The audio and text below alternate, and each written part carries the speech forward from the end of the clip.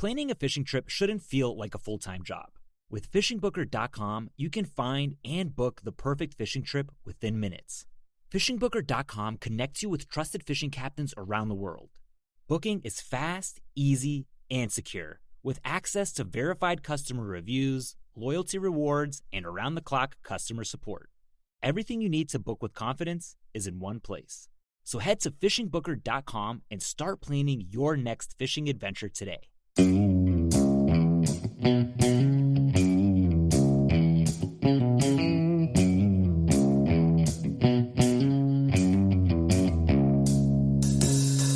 right, welcome back to the Survival and Basic Badass Podcast, Kevin and Chuck.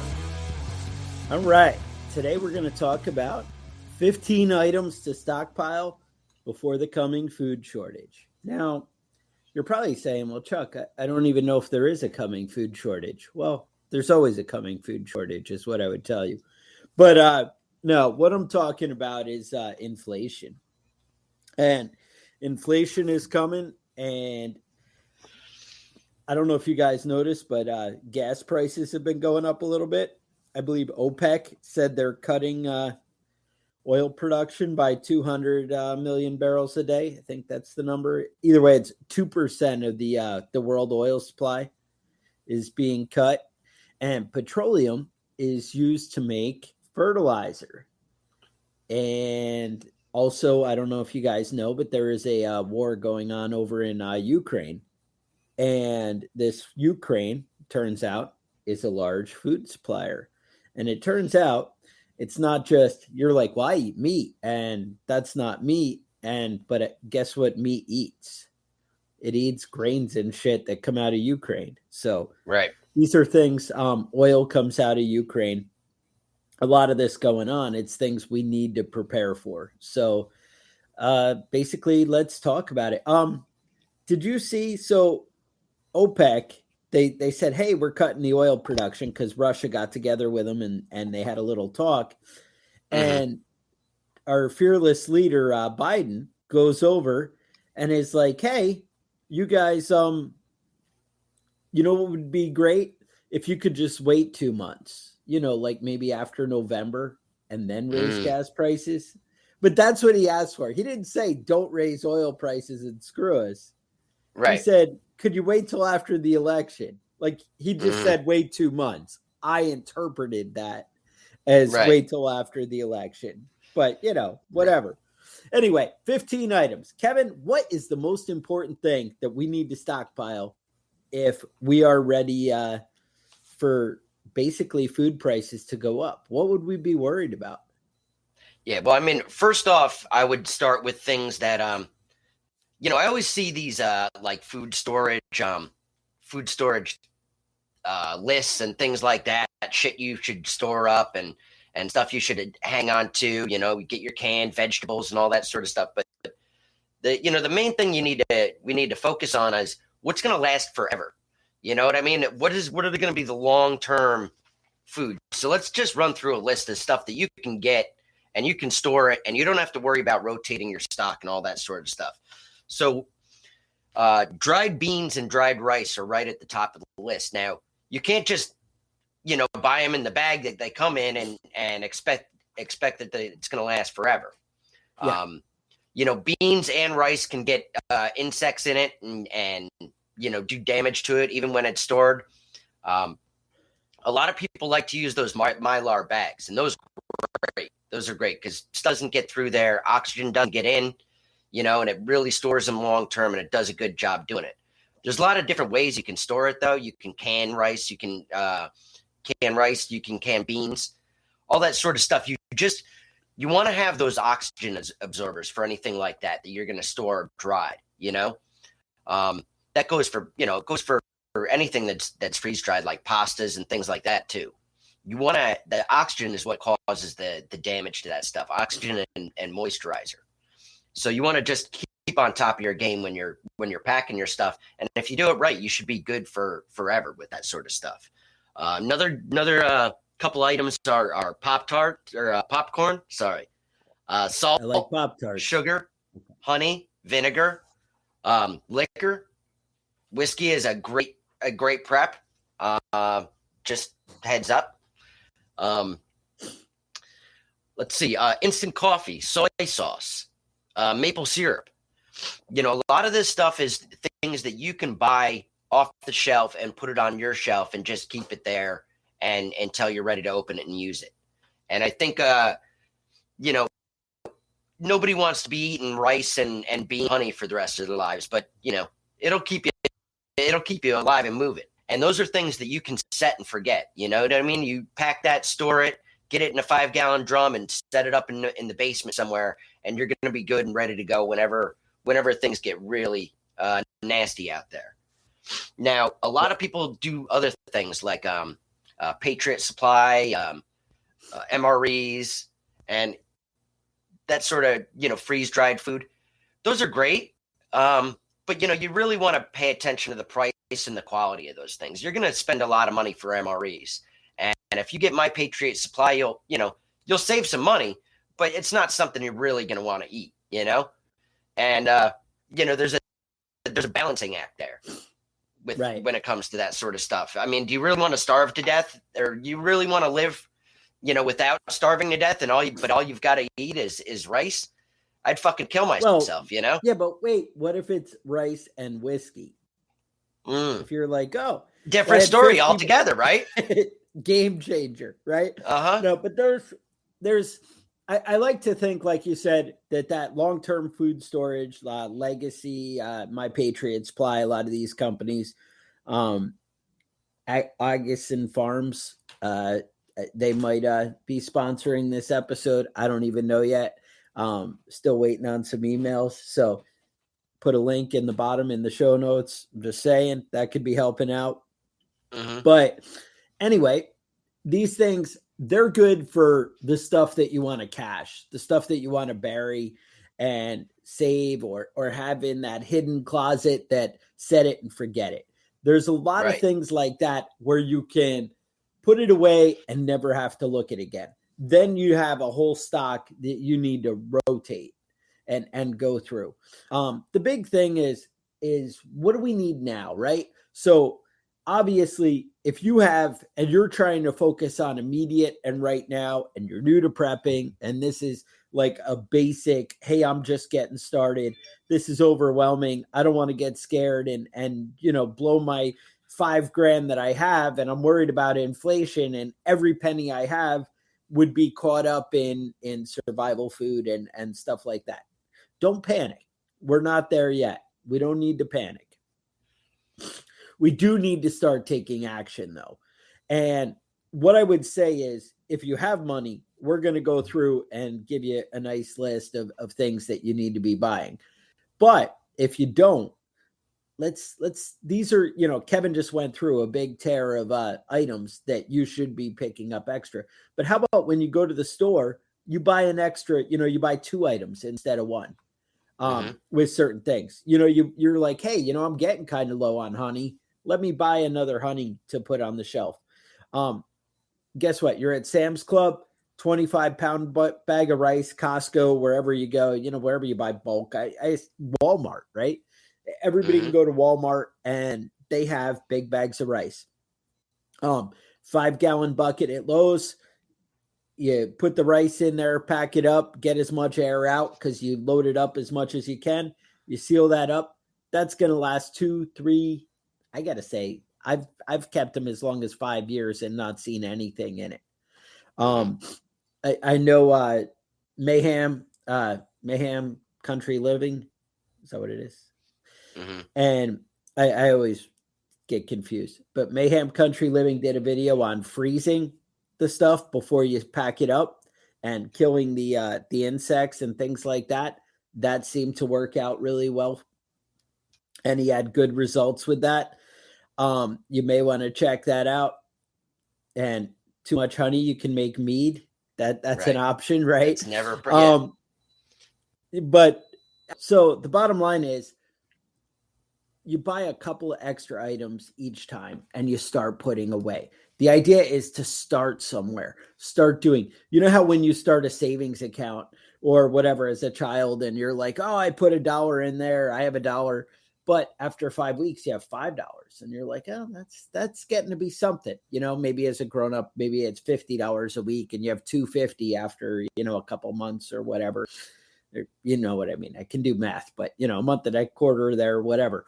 But it adds up, and that's the thing. You keep going and building, and that's what you need to do. You need to start, but you need to start practical things that are going to last a little bit, but things that are going to work. So in a perfect world, we do the long-term food storage.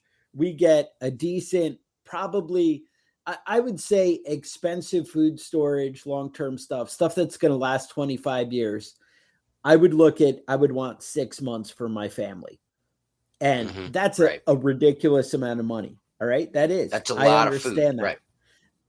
It's a lot of food. It's a lot of money. So I wouldn't go crazy. I wouldn't run out and do that in a day. That's something you plan and save up for. That's an ideal situation. That stuff I would have hidden somewhere, whether it's cached and buried, whether it's in some kind of secret hiding place, but I would have that. Then I would move into my rotatable stuff. And these are your things like rice, and your honey and that kind of thing. These are things that are going to last a bit longer, but you still need to be checking on it and rotating through it. I actually buy 25-pound bags of rice, and I actually use 25-pound bags of rice. I know that sounds insane, but it's true. My family, the way we cook, we do things, we set it aside. Now, mind you, I'm not eating a lot of the rice, but people in my house are. And so that works out great. There's other things that are great belly fillers that will last a good 2 years. I know at Sam's Club, I buy like the big bulk pancake mix, right? That stuff, you can fill a lot of bellies and a lot of calories. The one that I get there doesn't require eggs. However, I have chickens. I can add eggs to that and even thicken it up and up the protein. But it makes it so that my kids aren't eating eggs every morning, right? They might have something different. Or basically I can have pancakes for lunch or for dinner and eggs for breakfast, or vice versa. You have options. But you have something, you look like you're chomping there. Well, I heard somebody was talking about coffee. Christopher was talking about coffee. Right. Coffee is one of those tricky things. Not really great for long-term storage. Yes, you can get coffee and stick it in your freezer and it'll last forever. But hypothetically, you might not have freezer space, and you might not have a working freezer that's gonna be running all the time for the next 15, 20 years. So one of the terrible options is instant coffee. You can get instant coffee and it lasts forever. Keep it sealed up and it'll last, 15 years. You can open that thing up and it'll still be shitty instant coffee, but it'll be coffee. And it'll better than drinking tea, like those terrible people on the other side of the ocean. But it is something you can do, and you can you can have your coffee as long as you need it. And I stock up on instant coffee. Personally, I have it and I use it. If I'm in a rush, I use it. Put a little like you said, put a little bit of whiskey in there, and it'll taste just like regular shitty coffee. Yeah, I see this chicory root as a sub for coffee, and you can do that, and it's mediocre. It's not awful, but it's not coffee, and it's probably about as good as instant coffee is. So both of those are pretty good options. All right. Now, nobody likes the British, and like you said, confuse people in their tea, but I have put the wife in charge of figuring out some kind of plants she can be growing that we can make tea and things out of. So far, she hasn't come back with anything that I want to drink every morning. I'm just saying, I'm sticking with the coffee. Well, let me give you a heads up. I've been drying all my lemon balm out, hanging it up and drying it. That's pretty good. It's not tea, but you can mix it in with tea and kind of stretch that tea a little bit further. Now, tea, if you keep it in a dry, good spot, you got about 2 years for it. It's really not a long-term item. You know what I mean? It's something that if you have in your house and the lights go out, that's great, but you have to keep rotating through that tea in the meantime. That's something that you want to keep up on if you're really into tea. Right. Yeah, exactly. tea, there's, I don't know, there's a million places to start here with this. I also like the morning beverage. I actually have a bunch of Black Rifle has those pretty well vacuum packed bags of coffee, and they sell big, like 5-pound bags. And I threw those in 5-gallon buckets with, some moisture packs and whatever. But again, I don't know how that's going to keep, I know my Patriot Supply does sell the bulk freeze dried coffee. I don't know. I do know that you can turn over a lot of stuff like the pancake mix, the rice, the stuff like that, canned meats, that kind of stuff. You can rebuy that like 5 times and not have that 25-year shelf life. You know what I'm saying? For the same amount of money that you pay for the long-term food. So right now, it's pretty realistic that food prices are going to go up. It's pretty realistic to think, hey, I'm going to probably be able to use some of this stuff. And guess what? I may be able to trade or barter if money's tight with this food, or I just might be able to, help out a friend, right? I might be able to say, hey, you came over and did this work for me. How about I give you a 25-pound bag of rice because money's tight? And, hey, that helps out. You know what I'm saying? So that kind of thing, or hey, I have an extra 5 pounds of coffee and it expires in the next 3 months. I feel like I don't want to keep it any longer.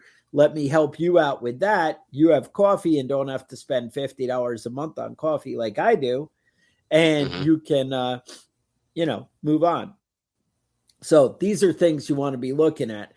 But there's some other things that are outside the basic food preps, right? So we have rice, we have pancake mix. I buy syrup. Syrup does not last. It lasts like a year and a half, 2 years if you buy that corn syrup bullshit that, it's not as pretty before it starts to get a little funny. Would I still eat it at 3 years if that's all I had? Yeah, I would. But, it's something that one of those things that about. Right.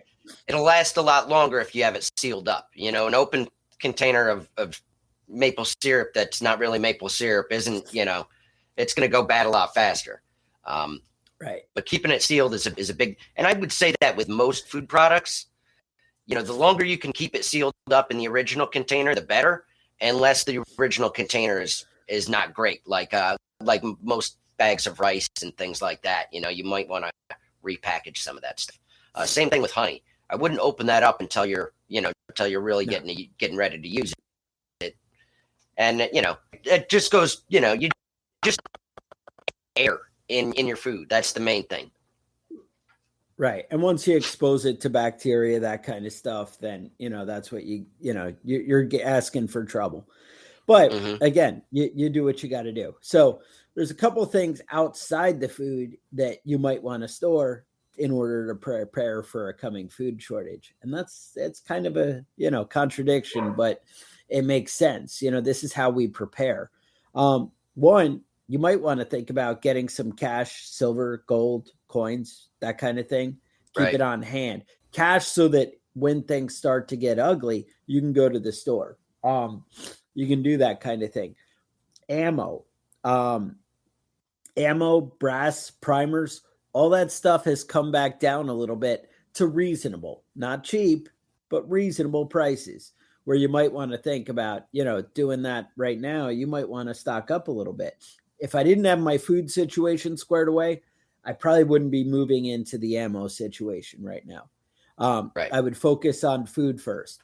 But if I'm like, you know what, Chuck, my food supply is all pretty good, I'm pretty squared away, I really need to know what I should be doing. Well, guess what? One, you should have a couple of grand in cash, like 2,000 set aside. Now, if the world you live in, that's completely unrealistic, maybe that number is 500 you set aside. And maybe it takes you a couple months to get it there.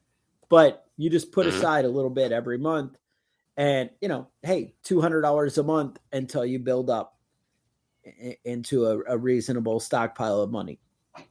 Having money on hand is nice. Plus, when you see, hey, that four-wheeler is on Facebook yard sale for $1,200 and that's a steal because it's four-wheel drive, You're like, hey, I have money in the safe. I'll be right over there in 10 minutes. Right. See, I'm making your world a better place right now. Another thing you might want to consider stockpiling is gas, kerosene, propane, diesel. Don't let your propane tank get empty. Don't, if you have some for the grill or if you use it for your heat, that kind of thing, keep it on the fuller end because prices are only going up. Gas. Now, gas doesn't keep that well. Think about stable. Think about rotating it through. 6 months to a year, if you keep the cans full, where basically the reason I say keep the cans full is you'll get humidity and condensation will get in there and that moisture will start to mess things up. But if you keep the can full, there's a lot less of that going on. Something to be aware of. But if you're rotating through gas once a year, that's no problem. You don't even really need to worry about stable at that point. You should, believe it or not, if for storage you want non-ethanol gas, although I've heard mixed reviews on that. The ethanol tends to go bad. I've heard people say the exact opposite. Do your own research. I know I go with non-ethanol if I'm trying to keep it. Right. I would say diesel. Diesel and kerosene. Kerosene is super universal. If you can buy it for about the same price as diesel, you may want to go that way. What happens with kerosene is you don't pay the over-the-road tax because you're not putting it in a vehicle typically. Check your vehicle, see if it's, kerosene is an option for, again, an emergency situation when things aren't available. Maybe that's, another way you could go. But kerosene will store longer. But diesel, as long as you don't have it in freezing temperatures where it might gel up, diesel will last a good year and a half. That's something, again, you should be rotating through. I know I keep several cans for my tractor where I basically keep a year's supply of diesel for my tractor and I rotate it through. And so that way it's never more than a year old. I keep it in the barn. It doesn't get that cold in there. That's another thing. Now, another thing you might want to consider would be some storage items, things that you could keep your food and stuff. Find a place that has the cheap 5-gallon buckets and lids and that kind of thing. Buy several. Buy the plastic storage totes that you could cache items. Again, your budget is going to dictate, what kind of quality and what kind of things you get. But something that's going to keep the mice out of your toilet paper is going to be better than, not spending any money and then coming out and finding all your stuff is useless, or pulling up that bag of rice and it falls out and you see mouse poop all in it. That's not the way to go. Kevin, more thoughts? Yeah. Well, I wanted to talk about seed storage. We get into these head spaces of storing food and storing different things, but we're not planning next year. I know this year I had an issue. I wasn't able to grow any spinach this year because I couldn't find any spinach seeds anywhere, which is ridiculous. I can find them now, and so I bought them, and I have them for next year. Right. But a lot of people were gardening this year, and there was kind of a run on seeds when things started coming out. So you didn't have every option available that you normally would. So seed storage and gardening, those are both big parts of food storage. I know right now, I haven't even planted potatoes, but I have potatoes growing in my compost bin. Those are great things because they can stay in the ground. You can dig those up whenever. Same thing with carrots. You can dig that up in the middle of winter and it'll still be a carrot. Pull it out of there and throw it in the soup. You're ready to go, ready to party. A lot of these things, people talk about foraging. Some really good at that, really good at spotting and identifying plants and grabbing them. And, mushrooms, different things. Great. That's a great skill to have. But growing your own food, will really help you out as far as you being able to pick out what you want to grow and know what it is that's growing there. You know what I mean? A lot of people can walk past a potato plant or a carrot and not even realize what's growing right there. You know, Yeah. If you're doing the gardening and you grow these vegetables, you'll start seeing these vegetables growing wild, you know, and you'll get a better idea of what's edible and what's not edible. Right. No, I like it. Now, if you're enjoying these pro tips that Kevin's got for you, and I have a good one coming up next, but you may want to like and subscribe if you guys haven't done that. You may want to subscribe to the podcast if you're listening on the podcast or the YouTube channel here. Just saying, that's options you guys might have. So just putting that out there. You know, y'all might want to do that kind of thing. But anyway, here's a pro tip that you guys have been waiting for. Apocalypse happens, end of the world. You're like, I didn't listen to Kevin and Chuck, and I did not stockpile any seeds. Where am I going to get any? Well, I used to work at the sewer plant with Kevin, and that is a gold mine of seeds. All the time, those tomatoes were just popping up right out of the poos. Pro tip. They grow in human shit really well. Human shit. You're like, wait, there were tomatoes there the whole time. And, they come with extra half tomatoes flavor. and half pot plants. Pot plants? Well, that's where you live. For you kids that are listening, marijuana used to have seeds in it. It would come with seeds in the bag. Back in the day. And and people would flush those down the toilet. Right, all you kids with your brownies and your fancy shit today, Yeah. They're killing me, right? Just saying, putting that out there. So that's the pro tip. Check out your local sewer plant if you guys need seeds. What else? So what other kind of food would you be storing, Kevin? Is there any other that you really like? I mean, I know we saw a big shortage on bread. So flour doesn't keep that well. Again, that's where your Mylar bags come into play. Again, the freezing kind of helps with getting rid of any bugs. Mylar bags, then 5-gallon buckets. Flour's a tough one to store. Sugar and salt, tough ones to store. Especially salt always comes in those freaking cardboard boxes. And if there's any kind of humidity or anything like that, it just turns into a mess. So if you can find salt in a great storage container, even better. I mean, obviously we see the small plastic containers. Those are great, but it gets expensive to buy it that way. They do sell big plastic bags of salt, but bottom line, look around. If you do have a place that you do like curing meat and that kind of thing, there are places that sell the big bulk bags and they're intended to be stored of salt. You might do well with that. Again, if you're willing to pay more money, depends, what your world's made of, but they sell sugar in these plastic containers that you can do. And that's great, but you pay like 3 times as much. So if you come up with your own plastic containers, shit, I mean, honestly, if you cleaned and dried, you could do gallon milk jugs and fill them with sugar out of a paper bag and store those. You would be a world better than, somebody else who didn't store any. Because sugar, flour, that kind of stuff is going to be awesome in the end of the world. You might want to work that out with your flour. I don't know. You'd have to have it like really clean and it sounds tough, but look into that. I would also say yeast. Yeast was a big thing when COVID hit, when nobody was able to get bread. That was a huge thing. And it just wasn't available anywhere. That's something you want to set aside and store. And Kevin will mention, he carries some yeast in his armpit all the time because, you keep it warm, you keep it growing. I guess what you learned that at some kind of like Renaissance fair or something. You found out that's what they used to do in yesteryear. It turned out the baker would go from town to town and keep the yeast in his armpit. And that was, another secret of the pros.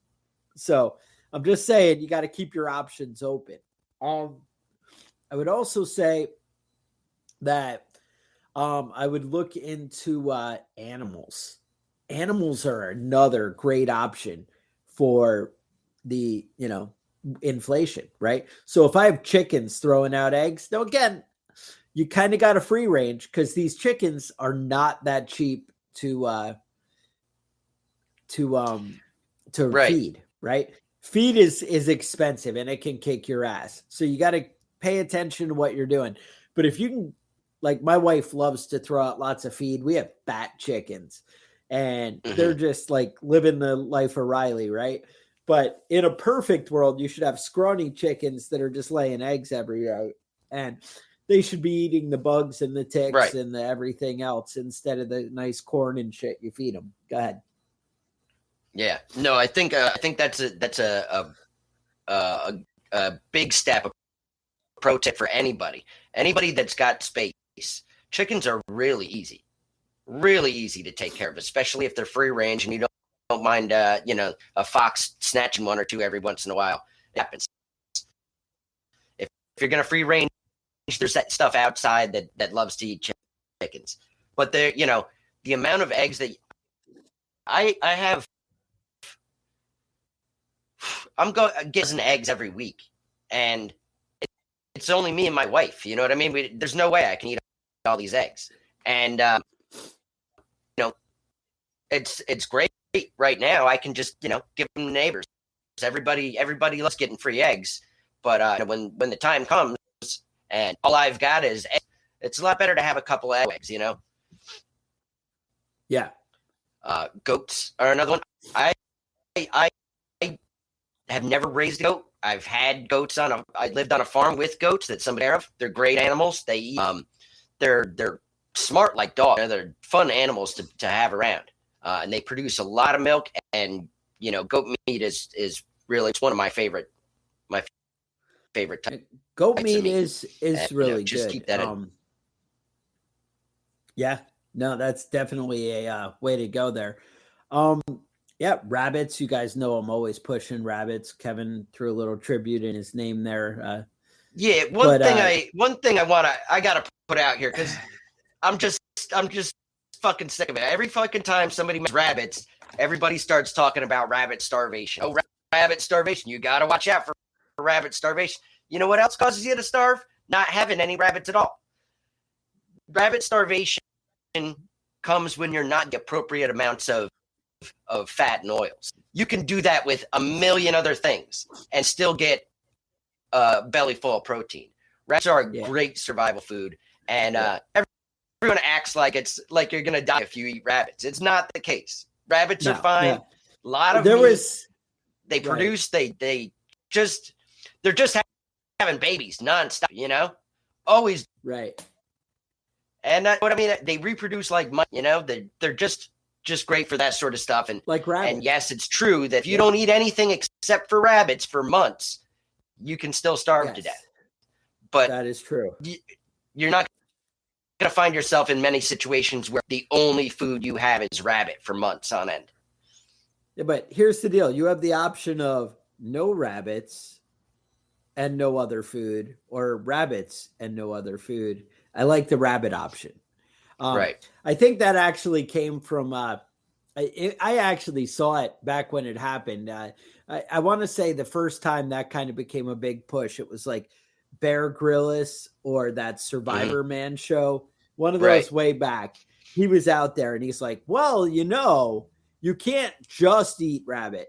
And actually, he didn't even say that. He was like, look, if you eat just rabbit meat, you're going to die. You're going to still starve to death because you're not getting the fat. So I recommend eating the eyeballs and some of the other organs because that'll give you the fat. And then it works out. But everyone's like, oh, nope, I heard him say it. And I mean, he drinks his own pee. So we're good, right? He knows what he's doing. He knows what he's doing. And I say, does he know what he's doing? I like that chubby guy. Who's that old man who had a show just like that? Is that Survivor Man or one of them? There was another guy who's like, I don't remember. He's not drinking his own pee. There was another guy at the same time. I don't know. And he was just like, yeah, I get some of this. I get some of that. But the bottom line is rabbits reproduce like crazy and they're a great added meat supply. Guess what?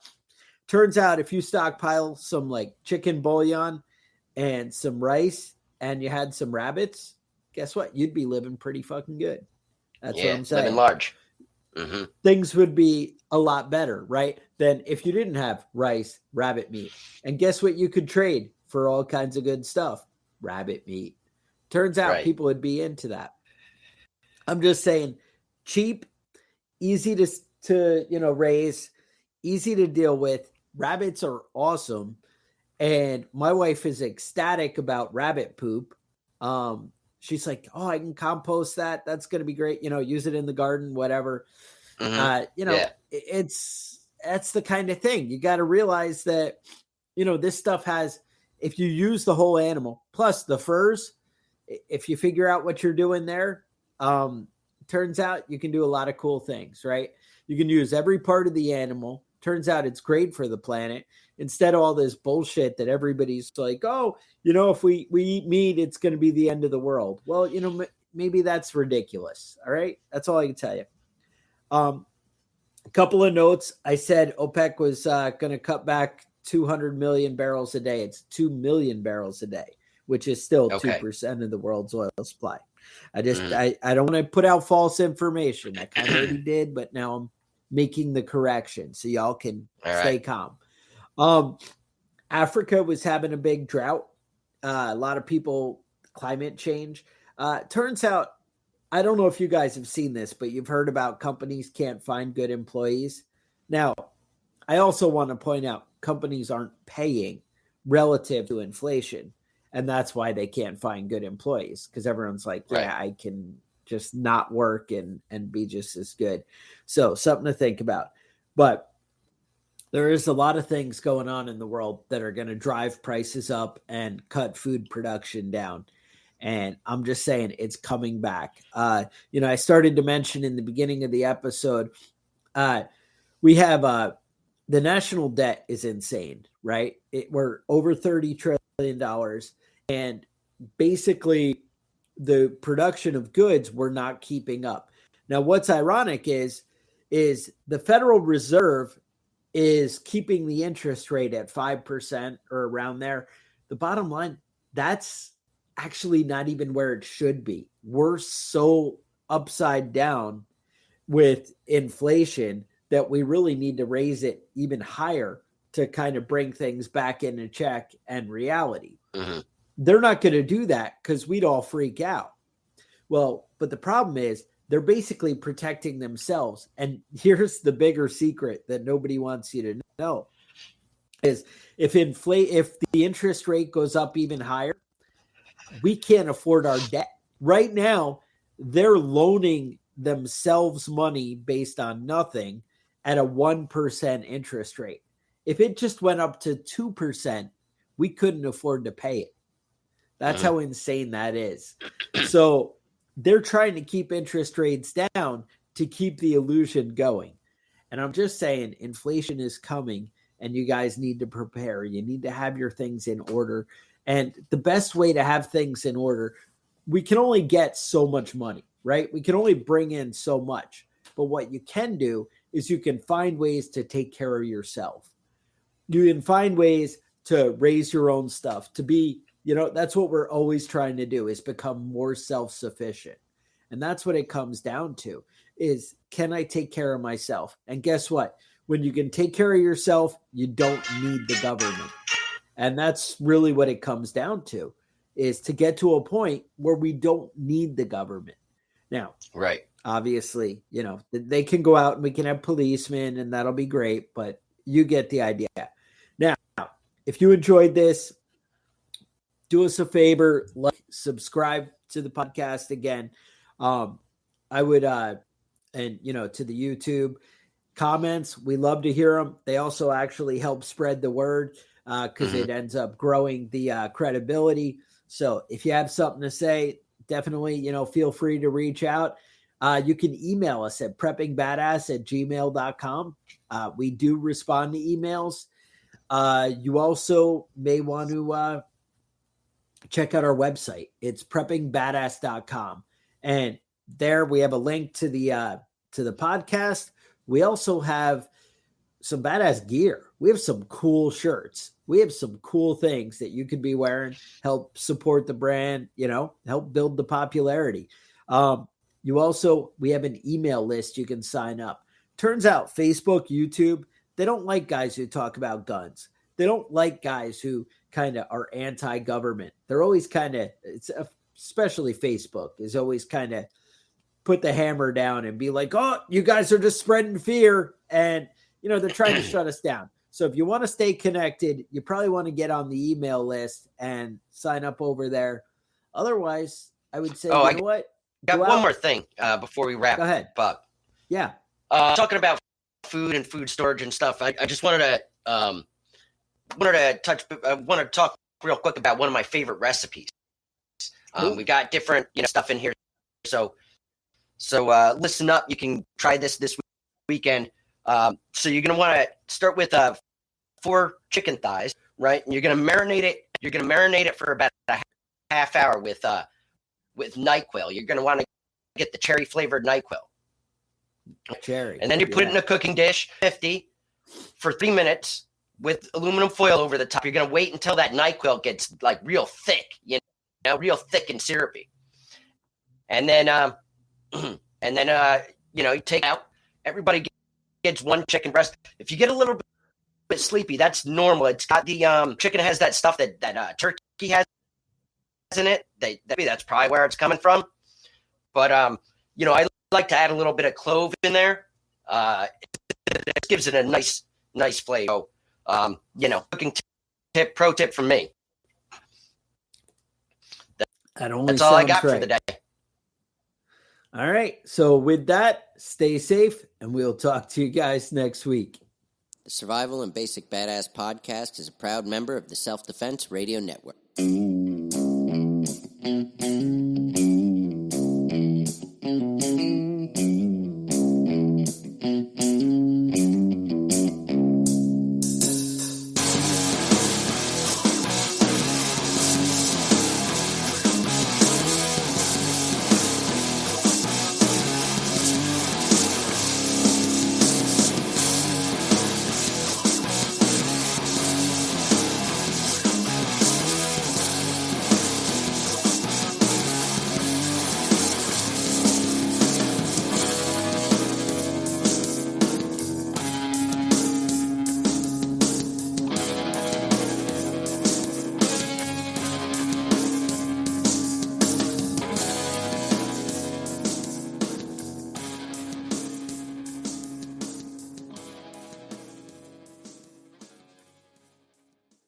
Planning a fishing trip shouldn't feel like a full-time job.